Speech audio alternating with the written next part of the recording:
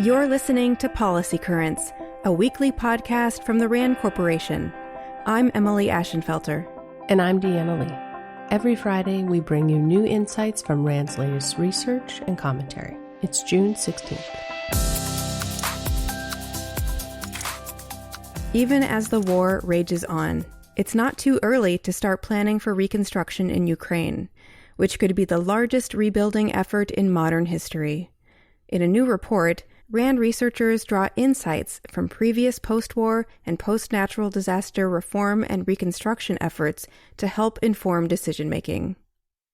The most valuable lessons they found could be drawn from the truly transformative reconstruction in Western Europe following World War II, Central and Eastern Europe following the Cold War, and the Western Balkans following the wars in the former Yugoslavia.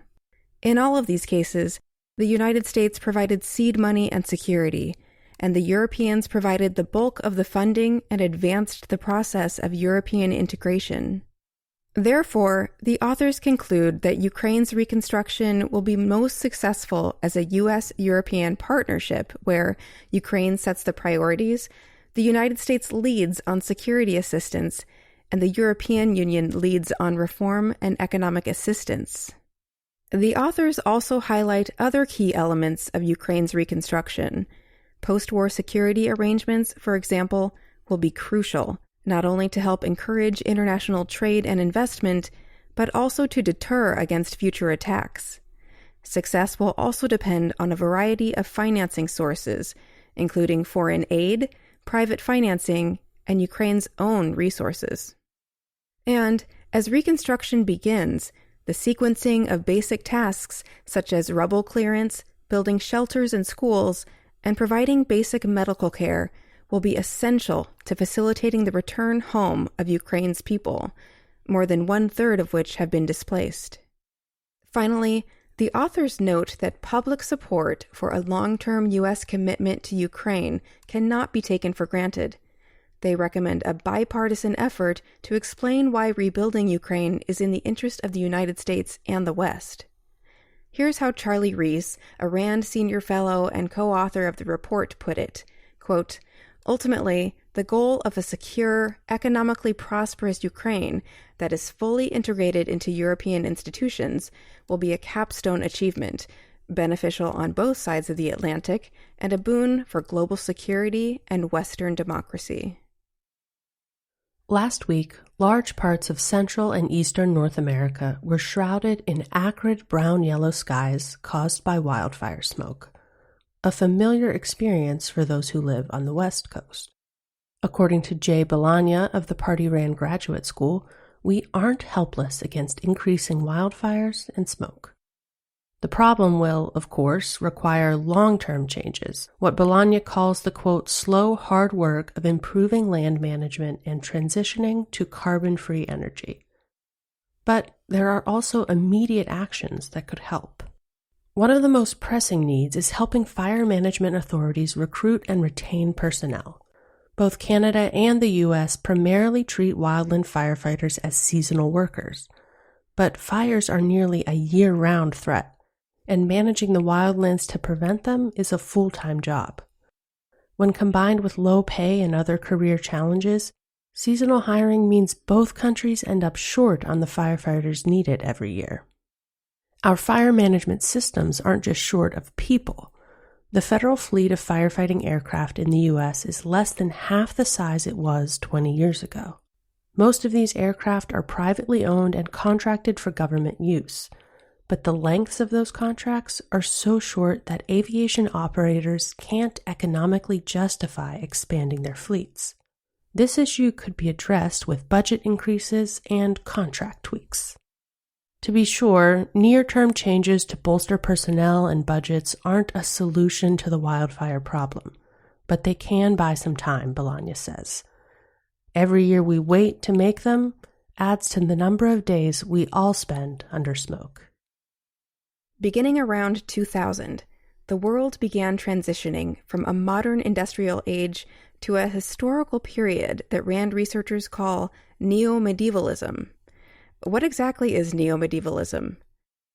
According to our experts, it's an era characterized by weakening nations, fragmenting societies, imbalanced economies, pervasive threats, and informalized warfare. Understanding the rise of this era provides a starting point for making sense of the U.S.-China rivalry, which is unlike any other over the past 2 centuries. A new RAND report looks at how neo-medievalism will impact U.S.-China competition.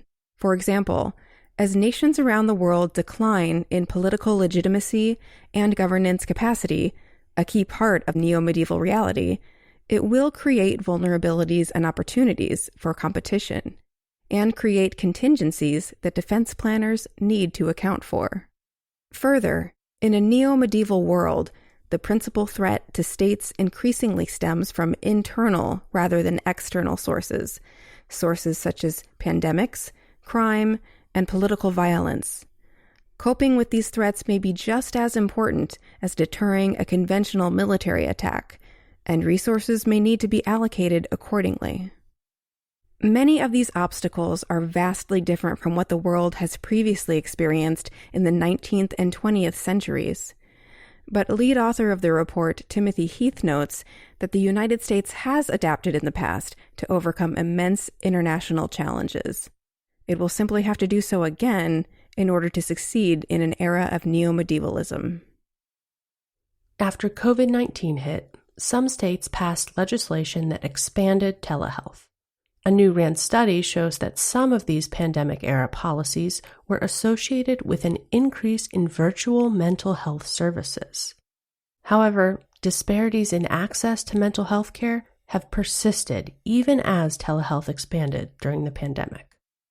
In digging into the findings, we'll start with the good news.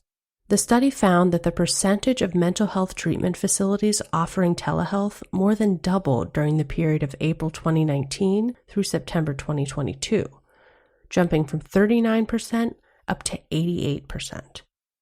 However, the growth of telehealth was lower among mental health facilities in counties with the greatest proportion of Black residents.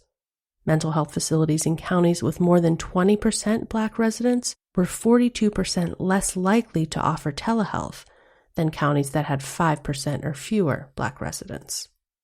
So, while some telehealth expansion policies did help to increase the availability of virtual mental health services, it's clear that more effort, local targeted legislation, for example, is needed to address disparities and make sure all groups have equal access to care. Social media has a content problem. It's not the content itself, although the list of online toxic material, from misinformation and propaganda to conspiracy theories and hate speech, is long. The real problem is the sheer volume of this content. More than any group of humans, even with significant assistance from algorithms, can review. Thus, the problem tech companies face when assessing the risk of toxic content on social media platforms is how to go about identifying what presents too much risk, and what is a generally acceptable level of risk. Fortunately, these questions aren't new.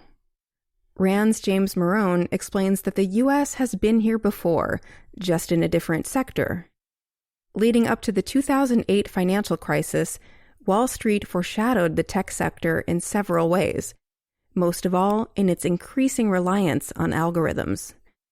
Whereas social media companies use algorithms to assist humans in content moderation and to figure out whether an account is a bot, financial firms were using them, and still do, to calculate portfolio risk. History proved time and time again that such self-regulation was insufficient to mitigate financial risks. So why would it work for tech? Instead of trusting in self-regulation on social media platforms, Marone says the United States could use its regulation of Wall Street after 2008, the Dodd-Frank Act, as a roadmap for regulating tech. A tech version of Dodd-Frank would mandate social media platforms be monitored by a regulatory oversight body. This approach would improve transparency and provide flexibility for the future. It would also force society to, quote, accept what is feasible rather than what is ideal when it comes to managing the ever-present and ever-evolving risk of toxic content online. That's it for today's episode. You can learn more about the topics we discussed in the show notes at rand.org/podcast. We'll see you next week. RAND is a nonprofit institution that helps improve policy and decision-making through research and analysis.